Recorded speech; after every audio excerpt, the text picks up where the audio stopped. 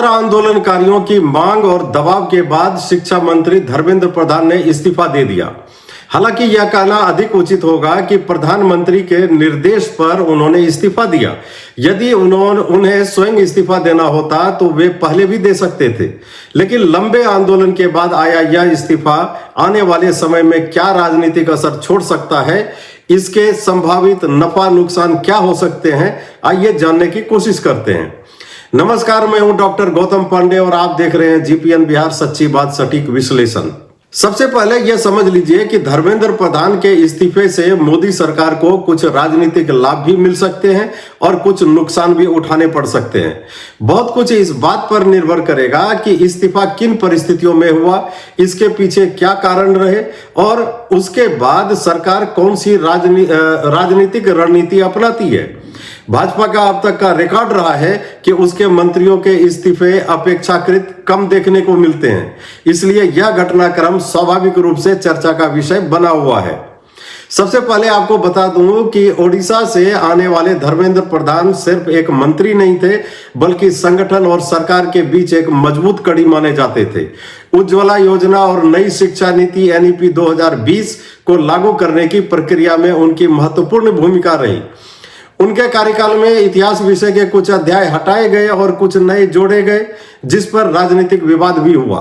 विपक्ष ने इन बदलावों का विरोध किया था। ऐसे में कुछ राजनीतिक विश्लेषकों का मानना है कि छात्र आंदोलन के दौरान विपक्ष ने शिक्षा नीति और पुराने मतभेदों को भी राजनीतिक मुद्दा बनाने की कोशिश की। विभिन्न मीडिया रिपोर्टों में यह भी कहा गया कि एनडीए के कुछ सहयोगी दल आंदोलन का शीघ्र समाधान चाहते थे। हालांकि इन दावों पर अलग अलग राजनीतिक दलों की अपनी अपनी राय है।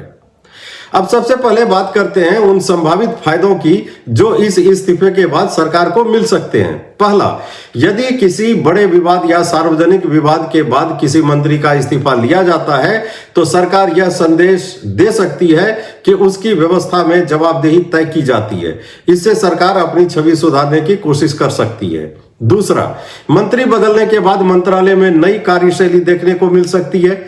नया मंत्री नए दृष्टिकोण और नई प्राथमिकताओं के साथ काम शुरू कर सकता है।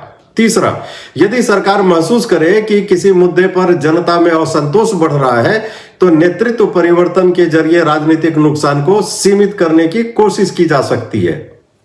लेकिन दोस्तों, इसके कुछ संभावित नुकसान भी हो सकते हैं जिनकी चर्चा राजनीतिक गलियारों में हो रही है। पहला, विपक्ष को एक बड़ा मुद्दा मिल सकता है। विपक्ष यह कह सकता है कि सरकार जन दबाव के आगे झुक गई। यदि ऐसा नैरेटिव मजबूत होता है तो संसद से लेकर चुनावी सभाओं तक इसका इस्तेमाल किया जा सकता है। दूसरा, नई शिक्षा नीति, उच्च शिक्षा सुधार, डिजिटल शिक्षा और कई बड़े प्रोजेक्ट चल रहे हैं। नेतृत्व परिवर्तन से कुछ समय के लिए निर्णय प्रक्रिया प्रभावित हो सकती है। तीसरा, यदि विपक्ष इस इस्तीफे को अपनी बड़ी राजनीतिक जीत के रूप में स्थापित करने में सफल रहता है तो भविष्य में अन्य आंदोलनों का मनोबल भी बढ़ सकता है। चौथा और सबसे बड़ा, कुछ आंदोलनकारी समूहों और कुछ राजनीतिक नेताओं की ओर से भविष्य में प्रधानमंत्री नरेंद्र मोदी के इस्तीफे की मांग उठाने की बातें भी सार्वजनिक मंचों पर कही गई हैं। यदि ऐसा अभियान आगे बढ़ता है तो सरकार के सामने एक नई राजनीतिक चुनौती खड़ी हो सकती है।